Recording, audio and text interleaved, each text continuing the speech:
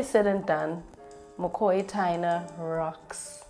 These are some McCoy Tyner concepts that I want to share with you that sort of shape his playing and that I enjoy using and that I think can be pretty useful for you as well if you put them to good use. The first one is side slipping, and McCoy Tyner tends to like to approach a chord by a half step above. So just in case you don't know what side slipping is pretty much like momentarily playing outside of the key. It's a very common concept to use from very early bebop. It's also something that has become synonymous with McCoy Tyner, which is the playing inside and outside, especially within a mode.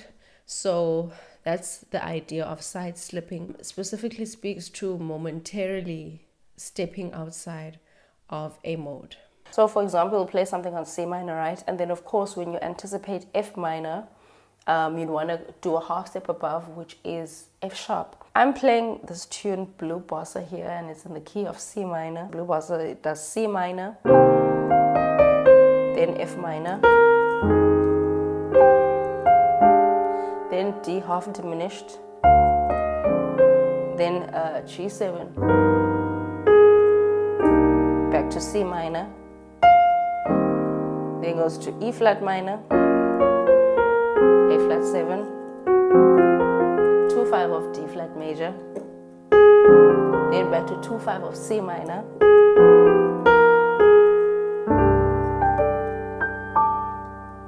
as I said, the first concept is side slipping, and I think what makes the way that he plays it different is his timing. His timing is really smart. So an example is 1, 2, 3, 4. The song is going to F minor next.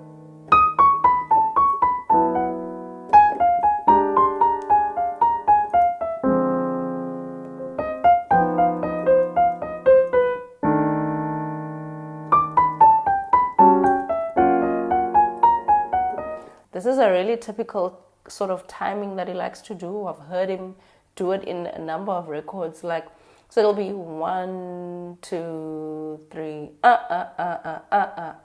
1, 2, and 3, So on the end of 3 is where he would place the sort of semitone above the next chord. So he has quite a relatively long anticipation toward that chord. So for example, we'll play something on C minor, right? And then of course, when you anticipate F minor, you'd want to do a half step above, which is F sharp. And by the way, I'm using some of these voicings that McCoy Tyner would use. These are fourth voicings. So for F sharp minor, I'd do a fourth voicing, a quartal stack on F sharp. This is not the only type of voicing that he uses, but you know, this one tends to be popular as well.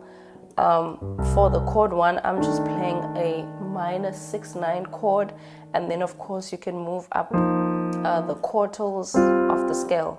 So I do have a video that goes into way more depth about, you know, like the harmonic aspect in terms of chords, how he shapes his chords, and suspended fourth voicings and all of that.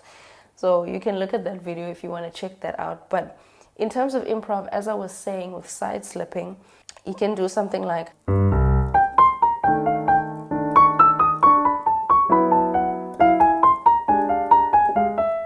you see what I did there? I played on the end of 3. 1, 2, 3.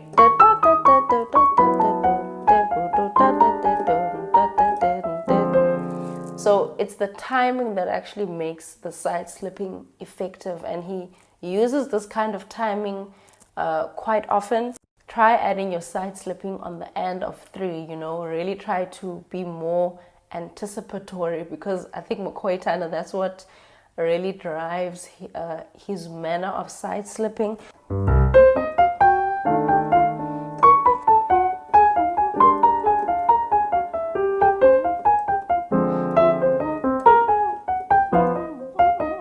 Yeah.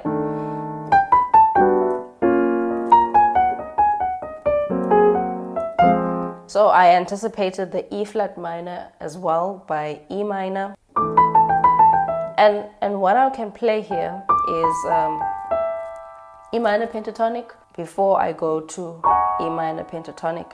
And the way that I play, I sort of mix up these pentatonic ideas with bebop lines. So I sort of catch the side slipping using pentatonics, and then I'll play like my regular stuff that I like to play.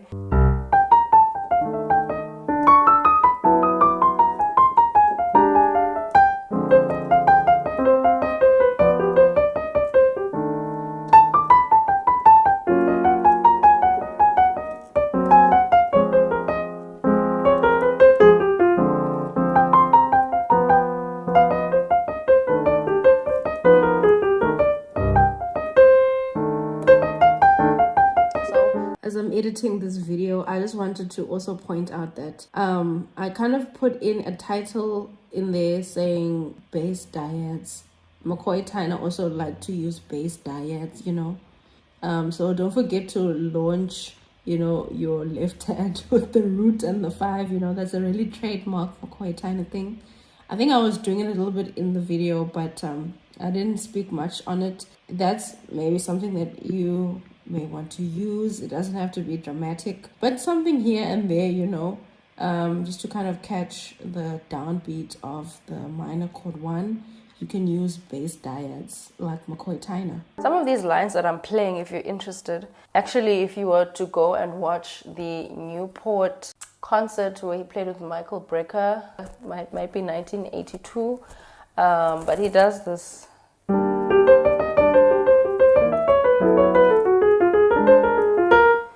So they play Have You Met Miss Jones in the key of E flat major, and he does this line. Of course, Have You Met Miss Jones goes to the 6, but before he gets to the 2, he does F sharp, right? It's like a F sharp minor pentatonic, and then to F minor pentatonic. And so I kind of just stole that, you know. Could practice that in other keys, so like C sharp minor. So I'm doing C sharp minor pentatonic, then C minor pentatonic,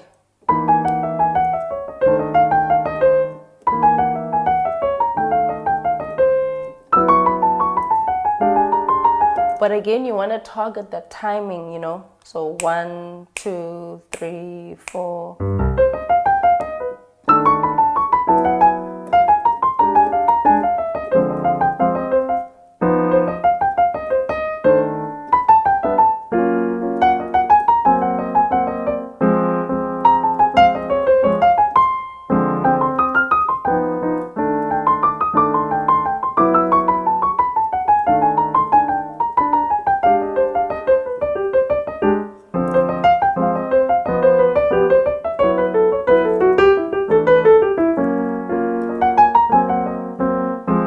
And so on.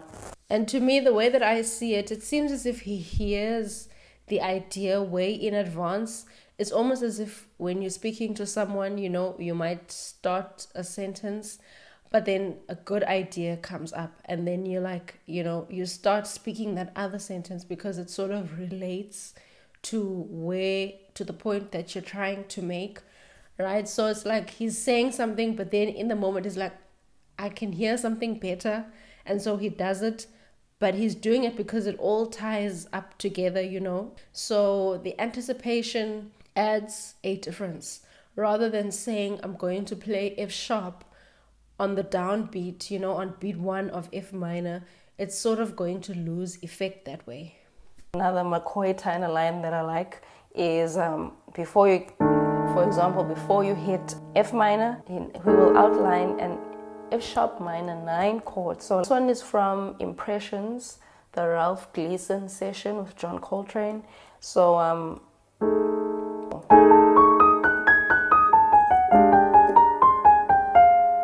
the 9 of F sharp minor to the 3 to the 5 to the 6, tonic to 9.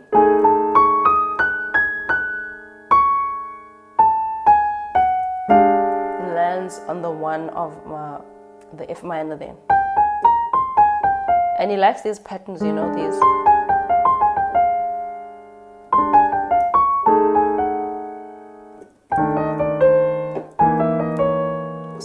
So I can add that as a side slipping thing as well. So like, so 1, 2, 3.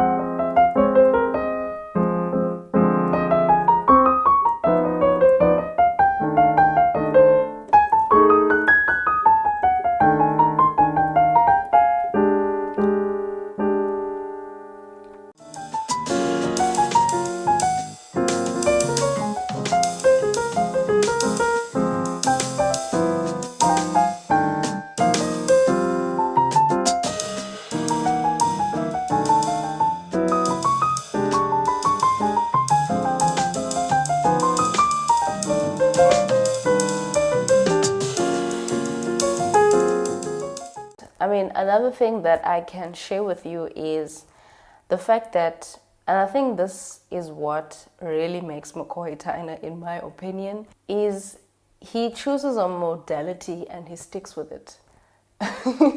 He doesn't really outline the changes all the time.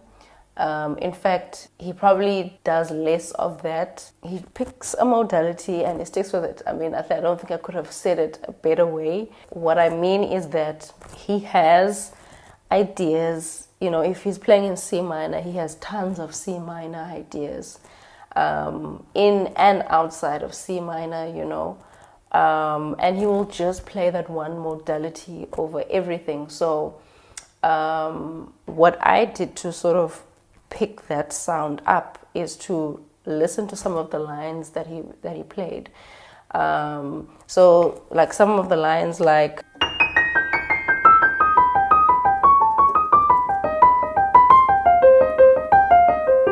this is all over C minor, and you know, he's playing 11, 3, 7, 5, and then he changes it to major.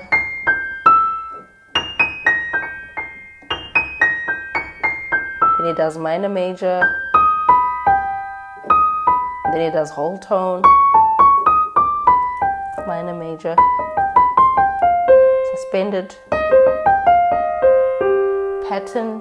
You know, so it kind of has all of these ideas that are within C minor. So what you can do is conceptually you want to think about playing different types of things over one chord. So like pentatonics, patterns, phrases, just anything. I mean, if you're going for that Tyner sound, I guess you would want to transcribe him and maybe other players who listen to him as well.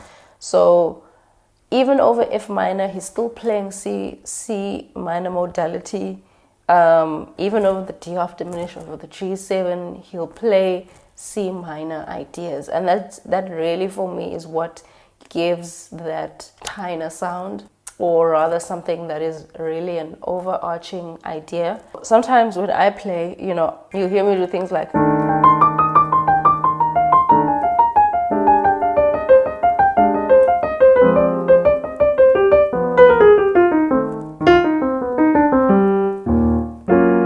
I'm playing, everything that I played is within C minor. And these are patterns and lines that I practice, and I sort of build language within just that C minor modality, so that when I come to a piece like this, I'm able to just apply all of that, you know, in one sort of sentence. And then I can go in and out of C minor, as we had talked about with the side slipping.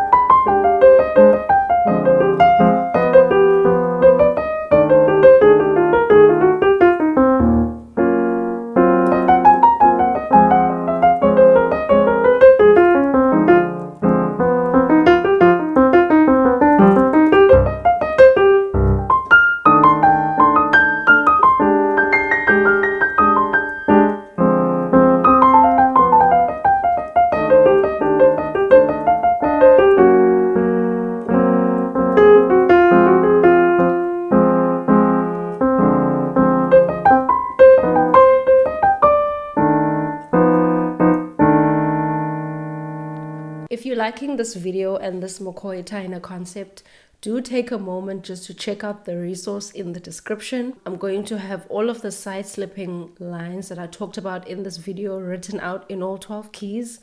And I'm going to have an in-depth video that breaks down a little bit slower and in more detail the ideas of side slipping, especially over this tune Blue Bossa.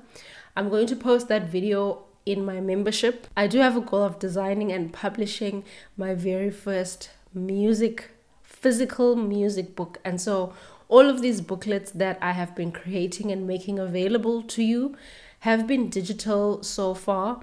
But I really do have a goal of collating all of that into a physical copy. If you've liked any of my booklets, if my videos have helped you in any way over the years, please consider making a donation to help me reach my goal so that I can publish this book. I really do appreciate all of you who have already been helping. Otherwise, leave a like and a comment in this video. Let me also know what you would like to see next. Yeah, cool. Don't forget to check out the resource in the description. Cool. I'll see you again in the next one.